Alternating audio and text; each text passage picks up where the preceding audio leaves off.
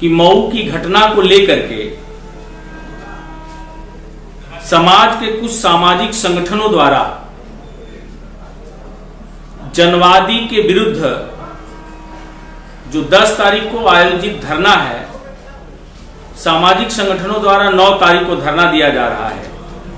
तो इस धरने को आयोजित करने वाले मैं समाज के लोगों से पूछना चाहता हूं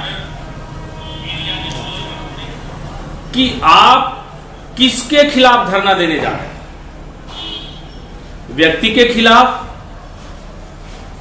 किसी सामाजिक संगठन के खिलाफ, सरकार के खिलाफ या भाजपा के खिलाफ?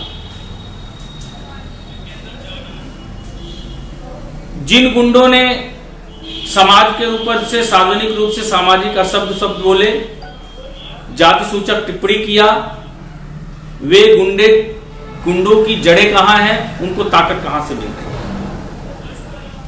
2 घंटे के अंदर अरेस्ट किया जाता है, 2 घंटे के अंदर छोड़ दिया जाता है। यह ताकत गुंडों को किस पार्टी द्वारा मिल रही है? वे गुंडे किस पार्टी के समर्थित हैं? कचहरी में हुई घटना में भाजपा का एक वरिष्ठ नेता भी शामिल है मारने वालों में। भाजपा के वहां की मऊ इकाई द्वारा, स्थानीय इकाई द्वारा एक भी निंदा के लिए जारी नहीं किया जाता है और न ही उस भाजपा के नेता के खिलाफ भाजपा के द्वारा कोई कार्रवाई की जाती है, न ही उसे दल से निकाला जाता है।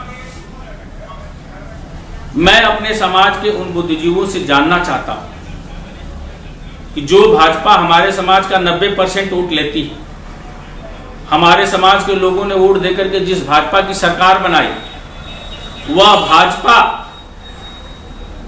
हमारे समाज के ऊपर अभद्रता करने वाले भगवे गुंडों के साथ खड़ी है। तो मेरा समाज किसके खिलाफ धरना देगा? सरकार के खिलाफ या भाजपा के खिलाफ? हमारे समाज के एक सामाजिक संगठन चलाने वाले राष्ट्रीय अध्यक्ष के द्वारा मुझे फोन किया जाता है कि 9 तारीख को आपको भी रहना है। हमने कहा हमने तो 3 तारीख को ही घोषणा कर दिया था कि भाजपा सरकार के खिलाफ जनवादी पार्टी 10 तारीख को एक बड़ा जन आंदोलन करेगी। अपराधियों के ऊपर गैंगस्टर और रास्ता लगा करके मारपीट में प्रयोग किए गए हथियार को जब्त करने की कार्रवाई अगर गुंडों पर नहीं की जाती है तो जनवादी पार्टी के लोग एक बड़ा जन आंदोलन 10 तारीख को करेंगे और कोई भी लाइन ऑफ ऑर्डर टूटेगा तो इसका जिम्मेदार स्थानीय प्रशासन होगा, इसका जिम्मेदार मऊ जिले का प्रशासन होगा। साथियों, 10 तारीख के धरने को सफल बनाने के बजाय भाजपा के खिलाफ, जनवादी द्वारा रखे गए धरने के खिलाफ हमारे ही समाज के जो भाजपा परस मानसिकता के लोग हैं अपना धरना 9 तारीख को लगा देते हैं। तो मैं उन लोगों से पूछना चाहता हूं कि जिस धरने को आपने सर्वदलीय धरना बनाया है, क्या उस धरने में आप भाजपा के खिलाफ बोलेंगे? क्या हमारे उस मंच पर बैठे हुए नेता भाजपा द्वारा जो उन गुंडों को संरक्षण दिया जा रहा है उस भाजपा के बहिष्कार करने की बात करेंगे? क्या उस भाजपा के बहिष्कार करने की बात उस मंच से होगी जिस भाजपा के लोग हमारे समाज का वोट तो लिया, 99% वोट लिया, लेकिन जहां हक और हिस्सेदारी देने की बात आई तो न तो सांसद में 1 टिकट दिया, न राज्यसभा में 1 टिकट दिया, न MLC 1 बनाया, न निगम और तमाम सारे चेयरमैनों में बनाए गए जो चेयरमैन बनाए जाते हैं उनमें न निगम न चेयरमैन बनाया। और अब स्थिति यह हो गई कि समाज का कोई व्यक्ति उसी भाजपा में बड़ा नेता है, मंत्री है, विधायक है, उसके चेहरे पर भी थूका जाता है, उसके चेहरे पर भी जूता मारा जाता है। उसके बावजूद भी हमारे समाज के ये तथाकथित सामाजिक लोग भाजपा के खिलाफ बोलने का मादा नहीं रख पा रहे हैं, भाजपा के खिलाफ प्रदर्शन करने की बात नहीं कर रहे हैं, बल्कि किसी व्यक्ति और किसी जात के खिलाफ धरने की बात कर रहे हैं जिसका जनवादी पार्टी पुरजोर विरोध करती है। हम आज से नहीं, हम लोकसभा के चुनाव से पहले से भी और अब भी भाजपा हटाओ प्रदेश बचाओ अभियान में शामिल है और लगातार जनवादी पार्टी इस अभियान को, इस उत्तर प्रदेश की सियासत में मजबूती देने के लिए लगातार दृढ़ता के साथ काम कर रही है। और 10 तारीख को भी भाजपा समर्थित इन गुंडों के खिलाफ दृढ़ता से कलेक्ट्रेट में इकट्ठा होकर के मुकम्मल भाजपा के लोगों का जवाब देगी। और आने वाले समय में अगर वो भाजपा समर्थित गुंडों को गैंगस्टर लगा करके दोबारा निरुद्ध करके उन्हें जेल नहीं भेजा गया, तो जनवादी पार्टी का इतिहास मऊ का प्रशासन जानता है। आने वाले गंभीर परिणाम को भुगतने के लिए भी मऊ का प्रशासन तैयार रहेगा। और मैं अपने समाज के लोगों से भी कहूंगा कि चने की खेत में ऊंट की चोरी नहीं हो सकती। आप भाजपा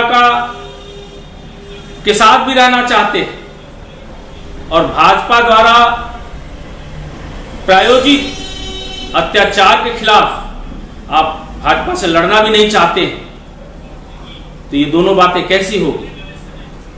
आज भाजपा के लोग खुश हैं क्योंकि उन्हें परेशानी थी जनवादी के जन आंदोलन से, क्योंकि जनवादी चौहान समाज को भाजपा के खिलाफ खड़ा करती। लोगों को राहत मिली है कि चौहान समाज भाजपा के खिलाफ न जाकर के 9 तारीख को उस गुंडे के खिलाफ प्रदर्शन कर रही है। इसलिए भाजपा के लोगों को राहत की सांस मिल गई है और भाजपा के लोग कहीं न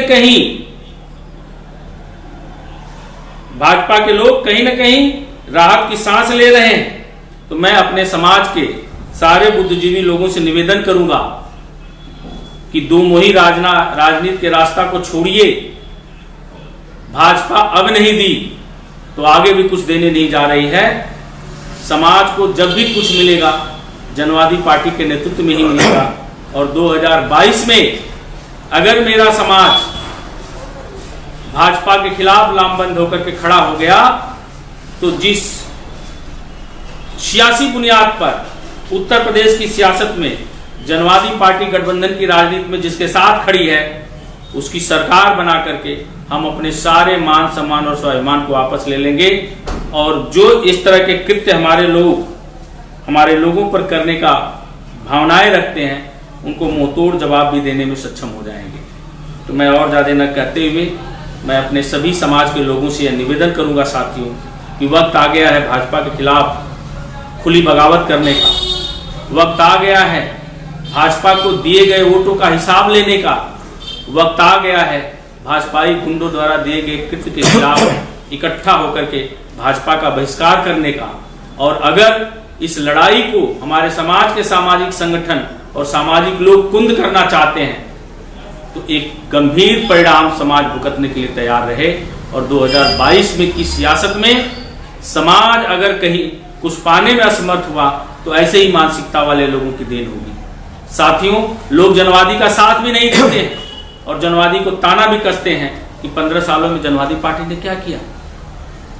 अगर जनवादी पार्टी के कामों का हिसाब लेंगे और आज हम लाइव आए हैं तो हिसाब देने के लिए नहीं बल्कि जो कार्यक्रम होने वाला है 10 तारीख का वह कार्यक्रम कमजोर न होने पाए।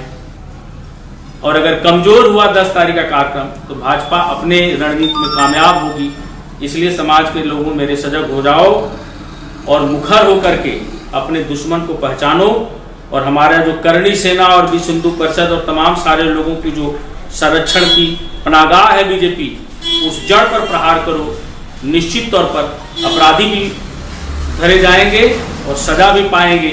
और अगर जड़ पर आपने वार करने का काम नहीं किया तो 9 तारीख के धरने के बाद भी जिला प्रशासन की सेहत पर कोई असर पड़ने वाला नहीं होगा, क्योंकि जिले के प्रशासन के लोग जानते हैं कि उनके आका की सेहत पर कोई असर नहीं पड़ेगा तो हमारे सेहत पर भी कोई असर पड़ने वाला नहीं है। भाजपा के जनाधार पर जब तक असर नहीं पड़ेगा तब तक सरकार के सेहत पर भी कोई असर पड़ने वाला नहीं है। चौहान समाज के लोगों, भाजपा आपके कंधों पर टिकी है और उखाड़ करके उठा करके फेंकने का समय आ गया है। अगर नहीं फेंका तो एक बड़ी क्रांति जो जनवादी पार्टी के नेतृत्व में होने जा रही है उसको आप लोग कमजोर कर देंगे। मैं और ज़्यादा न कहते हुए इन्हीं चंद शब्दों से अपनी वाणी को विराम दूंगा और अपने समाज के सभी सामाजिक बुद्धिजीवियों से निवेदन करूंगा। साथियों, आपकी यही सोच एक बड़ी राजनीतिक क्रांति के होने में सबसे बड़ी बाधा बन रही है। समाज क्रांतिकारी रास्ता अपनाना चाहता है, लेकिन सामाजिक संगठन और सामाजिक संगठिता अपने पर्सनल महत्वाकांक्षा के चक्कर में एक बड़ी क्रांति को होने से रोक रहे हैं। इस तरफ भी हमारे समाज के नौजवानों को देखना पड़ेगा। जय हिंद, जय जनवाद।